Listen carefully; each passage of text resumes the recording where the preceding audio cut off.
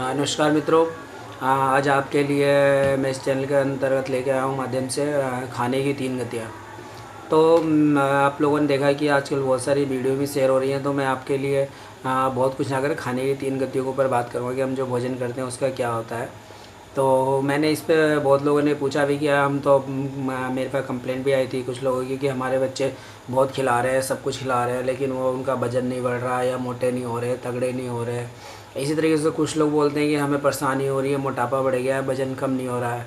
और कुछ लोग तो इसका बोलते हैं कि मतलब हमारी बीमारी ठीक नहीं होती, हमेशा गैस्ट्रिक प्रॉब्लम, गैस बनती है, कब्ज रहता है, एसिडिटी होती है। तो इन चीज़ों के बारे में ना मैं बात, ये तो बाद में बीमार होने की बात है या प्रॉब्लम आ जाने के बाद। हाँ, तो मेरा आज इस चैनल के अंदर खाने की हमारी क्या क्या है, कैसे है और उनको खाने के बाद क्या होता है। तो इसे बोलेंगे खाने की 3 गतियाँ। इसका 3 गति ये होता है, पहला पचना, दूसरा सड़ना, तीसरा भस्म होना। यानी कि हमारा खाना पच रहा है, सड़ रहा है, भस्म हो रहा है। इसका तीन ही रिजल्ट निकलते हैं, चाहे आप कुछ भी खाएं, अच्छा खाएं, बुरा खाएं, दिन में खाएं, रात में खाएं। या तो उसने पचना है, या सड़ना है, या भस्म होना है। तो इसके अंतर्गत मैं आप लोगों को बता दूं कि जिसका खाना पच गया वो तो हमेशा रहेगा निरोगी, यानी उसको कोई प्रॉब्लम नहीं होगी, गैस वगैरह, मतलब वैसे वायरल इन्फेक्शन होगा लेकिन मैं शारीरिक कोई प्रॉब्लम उससे नहीं होगी, जो कि असाध्य बीमारियों की श्रेणी में आते हैं। और इस तरीके से जिसका खाना सड़ रहा है वो कभी भी निरोगी नहीं रहेगा, हमेशा उसे रोग घेरे रहेगी। तो इसी प्रकार तीसरा होता है भस्म हो जाना खाने का। तो उसमें क्या होता है, भस्म होने में खाना भस्म हो गया, जो भी हमने खाया वो उसको शरीर में लगा ही नहीं। चाहे कितने भी मेवे खा लें, काजू खा लें, दूध दही जो भी आप ले लें, लेकिन वो शरीर में नहीं लग रहा है। तो इनके बारे में थोड़ा बहुत फंडामेंटल चीज़ें मैं बताऊंगा कि कैसे आप पता कर सकते हैं या आप क्या करें कि आपका खाना पचे। तो अक्सर हम लोगों ने देखा होगा कि खाना खाने के लिए अक्सर बोला, पहली बात करूँगा कि खाना पच रहा है सही तरीके से। तो इसका एग्जांपल लेके मैं बता रहा हूँ, जैसे कि मैं तीनों का एग्जांपल आप लोगों को पहले बता दूँ, फिर समझाने में आसानी रहेगी। कि जैसे कि हम बात करते हैं चूल्हे में, जैसे आग जल रही है, तो हमने आग जलाया, लकड़ जलाया या कोयला जलाया, और उस समय उसकी सेक बहुत ज़्यादा तेज़ होती है। तो हम उसमें क्या करेंगे, अगर हम आलू पकाना चाहेंगे उस आग में डालेंगे या कोई भी चीज़ पकाना चाहेंगे तो वो पकेगा नहीं, अंदर से कच्चा रहेगा और बाहर से जल जाएगा। यानी कि वो दिखेगा कि पक गया है, लेकिन अंदर से कोयला, बाहर से कोयला हो जाएगा और अंदर से कच्चा रहेगा। इसी तरीके से अगर बहुत मंद आग है तो हम देखेंगे कि वो वहाँ पे भी वो पकेगा नहीं, ऊपर से पकेगा, अंदर से कच्चा रहेगा।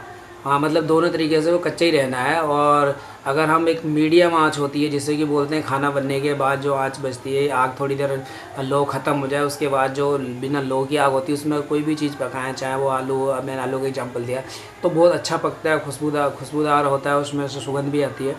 तो इस तरीके से आप देख सकते हैं। इसी तरीके से हमारी भी भोजन का वही है कि शरीर में जैसे हमने कुछ भी खाया, जैसे कि आपने देखा कि बहुत से हमारे ऋषि लोग, और आजकल बात करें तो पिछले भी राजनीतिक से में बहुत कोशिश करी थी कि खाने से आगे पीछे पानी कब लेना है, क्या करना है, कि खाने के 1.5 घंटे, 1 से 1.5 घंटे बाद पानी लें, कि जिससे हमारा जो जठर अग्नि है, जो आग जल रही है अंदर पेट में, जो हमारे हाथों में आग प्रज्वलित हो रही है, वो मंद ना पड़े। तो इसीलिए ये है कि हमें उसको पचाना है, ना कि सड़ाना है। तो जैसे कि हमने चूल्हे में आग, जैसे हमने चावल रखा और चावल उबल रहा है, गैस जल रही है, चावल आपका बनना तैयार हुआ। अगर हम गैस कम कर देते हैं, या चूल्हे का एग्जांपल अच्छा आएगा इसमें, तो अगर जैसे हमने चूल्हा जलाया और गैस उसमें अब चावल रखा पकने के लिए, चावल पकना चालू हो गया, बट अगर उस चावल में हम दोबारा से अगर पानी डाल देते हैं, या आपने से गैस पे रखा है तो उसमें पानी डाल देंगे चावल में, जो कि आधा उबलने की कगार पे है, तो क्या होगा, हमसे ठंडा हो जाएगा।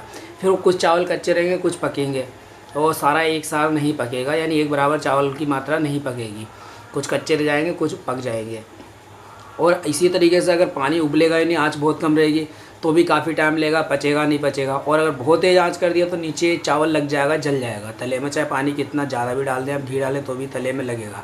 तो यही हाल हमारे भोजन का होता है कि हमारी जठर अग्नि जो होती है, जो खाने को जलाती है, जिसको हम बोलते हैं पचना, पचाती है, तो उस पर डिपेंड करता है कि हमारी जठर अग्नि कितना काम कर रही है, हमारे को नॉर्मल टेम्परेचर मिल रहा है, या ज़्यादा मिल रहा है, या कम मिल रहा है। तो इसके लिए अलग अलग शास्त्रों में बताया गया है, तो कि और हमें इसके लिए कुछ अलग से खाने पीने की ज़रूरत नहीं होती है।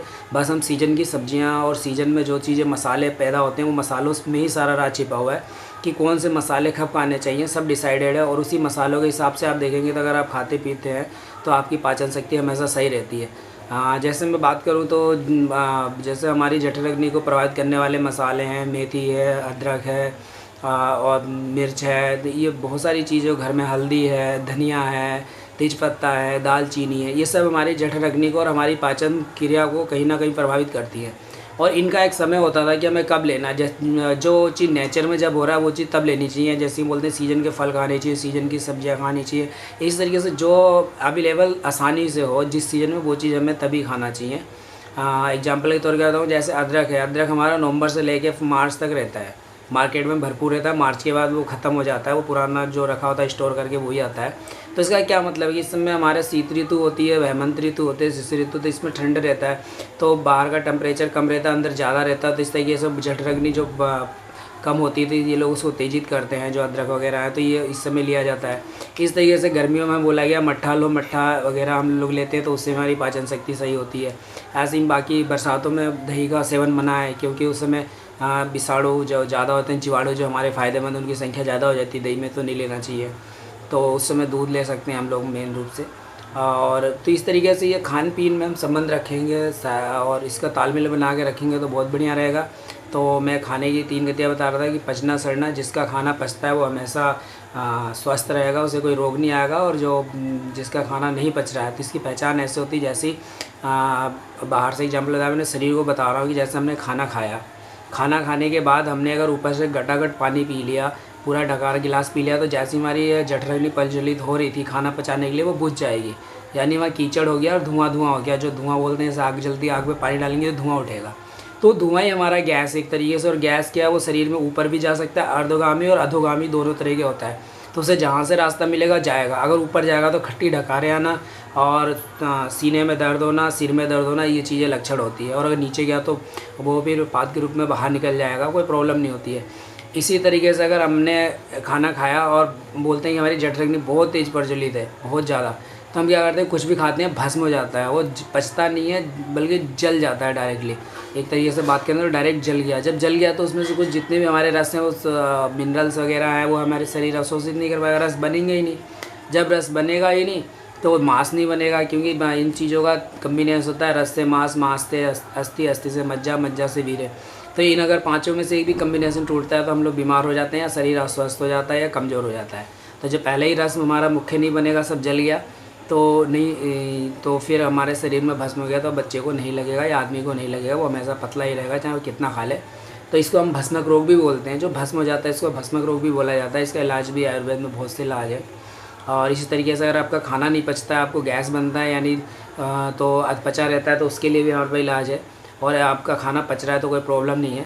तो अगर जिसका भी खाना नहीं पच रहा है, तो मैं यहाँ पे रिक्वेस्ट करूँगा कि वो मामूली सी चीज़ है जो हर घर में मिलती है, जीरा या अजवाइन, दोनों में से कोई भी चीज़ ले लें। जाड़ों में अजवाइन ले लें, गर्मियों में जीरा ले लें, उसको भून करके डिब्बे में रख दें और इसमें पाउडर बना के, तो ज़्यादा ना बनाए, 100 ग्राम करीब बनाए, जो 15 दिन चल जाए। तो खाना खाने के बाद आप दोनों टाइम उसको आधा आधा चम्मच ले लें, और लेने के बाद खाना खाने के बाद उसे हल्के से पानी के साथ ले लीजिएगा, तो आपका खाना बहुत अच्छी तरीके से पचेगा, सड़ेगा नहीं। दूसरा भस्मक रोग होता है, तो भस्मक रोग के दवाइयाँ आती हैं, उसमें अपने हमारे पास अभी देखा जाए तो आयुर्वेद में एक लटजीरा है, उसकी बीज को दिया जाता है, तो उसे 7-8 दिन तक खाना होता है। खीर बना के भी खा सकते हैं, ऐसे भी 3 ग्राम फाँक सकते हैं, तो उसकी जठराग्नि शांत हो जाती है। और इसके और भी नुस्खे हैं जो अलग से आपको बता दिए जाएंगे अगर जरूरत पड़ेगी तो, या हमारे वैद लोग हैं वो उन्होंने बहुत सारी वीडियो डाल रखी हैं, आप देख सकते हो, या संपर्क कर सकते हो। आपके जो लोकल में आसपास जो वैद रहे हैं उनसे भी पूछ सकते हैं कि हमारे को भस्मक रोग है। तो आपको आज के बाद मुझे लगता है आपको पहचान आ गया होगा। खुद आप देखिएगा, हर किसी को देखना चाहिए कि मेरा खाना पच रहा है, सड़ रहा है या भस्म हो रहा है, क्योंकि उसी अनुसार उसे खान पीन रखना चाहिए और चेंज कर देना चाहिए। और टाइमिंग का इसमें बहुत खास तौर से ध्यान रखना है। कुछ लोग सुबह भोजन टाइम से नहीं करते, पूजा पाठ करते हैं या कुछ काम करते हैं, तो अभी कर लेंगे 9-10 बजा सकते हैं।